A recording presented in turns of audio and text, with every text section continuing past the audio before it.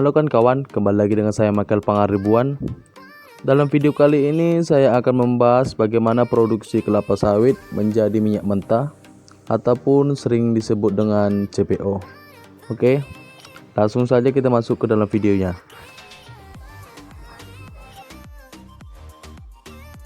Sebelum ke proses pengelolaan, kita ke proses grading atau sortasi. Proses grading adalah proses pemilihan buah dari petani atau buah inti, yang dimana proses ini akan memilih buah yang layak diolah atau tidak.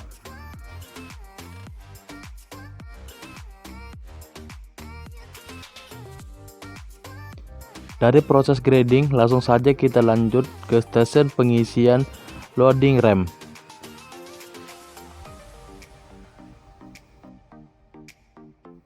Ini adalah pompa hidrolik yang bertekanan tinggi yang berfungsi untuk membuka dan menutup pintu selama pengisian ke lori. Ini adalah proses pengisian buah ke dalam lori. Dalam proses pengisian tersebut menggunakan alat bantu yaitu ganco yang panjang untuk menarik buah ke dalam lori.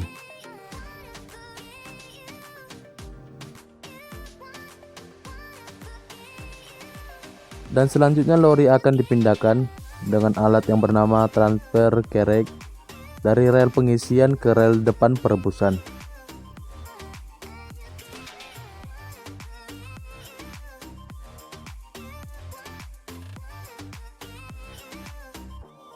Oke teman-teman, lanjut ke stasiun perebusan ke buah kelapa sawit.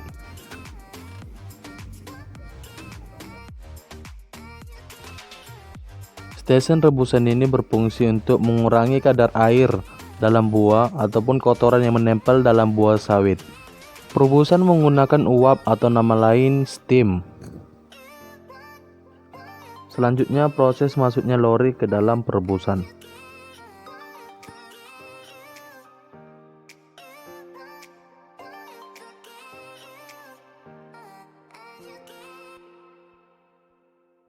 Selanjutnya proses pembuangan tekanan uap atau steam yang ada dalam perebusan. Proses ini dilakukan apabila buah yang berada di dalam rebusan sudah benar-benar matang sesuai waktu yang telah ditentukan.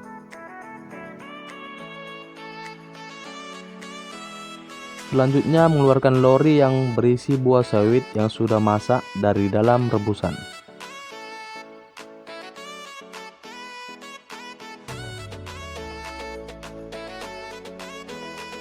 Ini adalah proses pengangkatan lori menuju ke hopper freezer dengan menggunakan hoisting crane.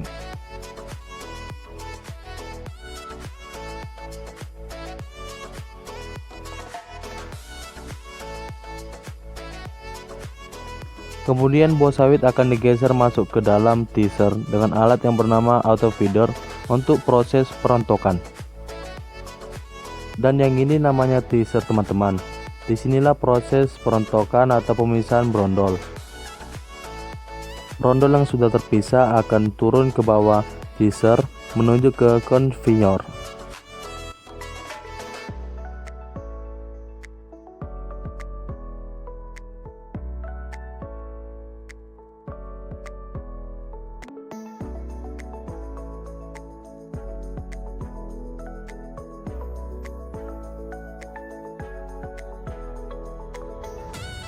Kemudian brondolan akan dikirim melalui konveyor menuju freight elevator, dan elevator mengirim brondolan menuju ke atas yaitu station press.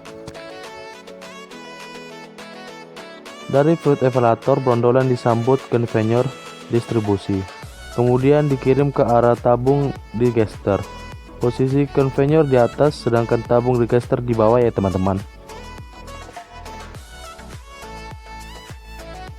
Ini yang namanya digester teman-teman. Tabung digester menjadi tempat pengumpulan brondolan sebelum masuk ke mesin press.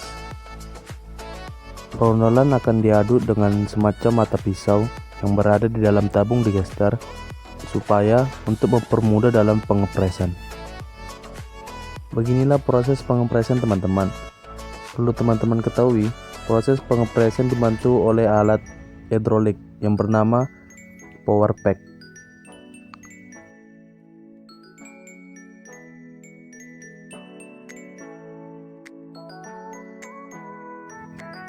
Kemudian hasil pengepresan terbagi menjadi dua, yaitu pertama ampas yang keluar dari mesin pres, kemudian yang kedua yang paling utama adalah minyak bercampur slout yang keluar dari dalam saringan yang berada di dalam mesin pres.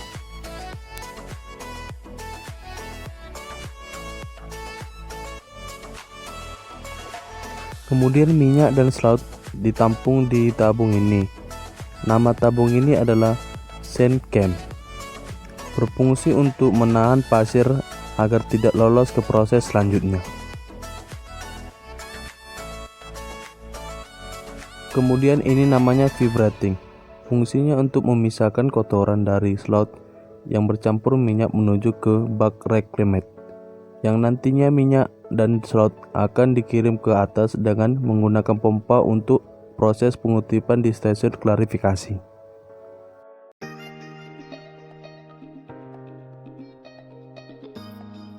Lanjut, slout yang bercampur dengan minyak akan ditampung di tangki ini.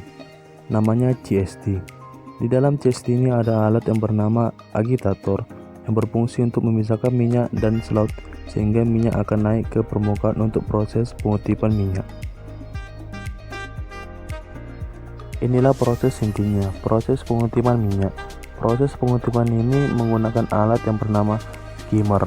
Alat ini dapat di-setel naik turun sesuai dengan ketebalan minyak.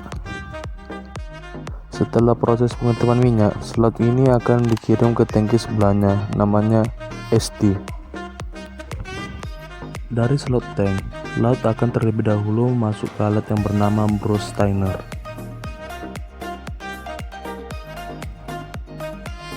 Inilah separator teman-teman. Fungsi alat ini untuk memisahkan minyak yang masih menempel di dalam slot.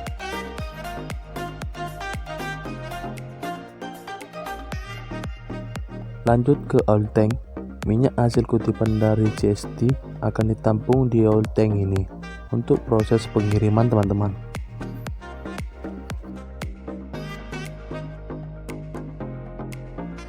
Sebelum pengiriman, minyak terlebih dahulu masuk ke tabung ini. Tabung ini namanya vakum, berfungsi untuk mengurangi kadar air yang terkandung dalam minyak. Lanjut, dari oil tank, minyak CPO dikirim lewat pipa pengiriman ke tangki ini teman-teman. Kapasitas satu tangki ini kurang lebih 2000 ton. Disinilah proses akhir pengelolaan kelapa sawit menjadi CPO teman-teman.